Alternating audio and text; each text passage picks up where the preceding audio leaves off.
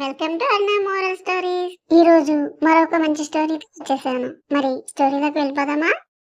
ఒక రాయి మీద ఒక పావురం కూర్చొని ఒక తేనెటీగని గమనిస్తూ ఉంది.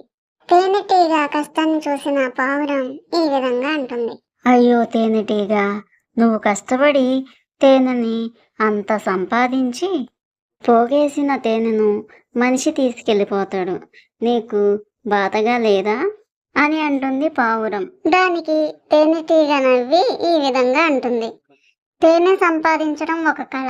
మనిషి నేను పోగేసిన తేనెను దొంగిలించగలడు, కానీ నా కళను దొంగిలించలేడు. నేను మళ్ళీ సంపాదించుకోగలను అనే నమ్మకం నాకున్నప్పుడు కాలం వృధా చేసుకోవడం ఎందుకు అని అంటుంది తేనెటీగ.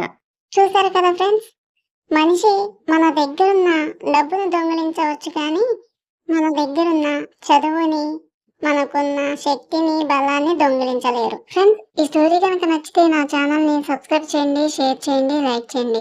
మరొక మంచి స్టోరీతో రేపు వచ్చేస్తాను. బాయ్.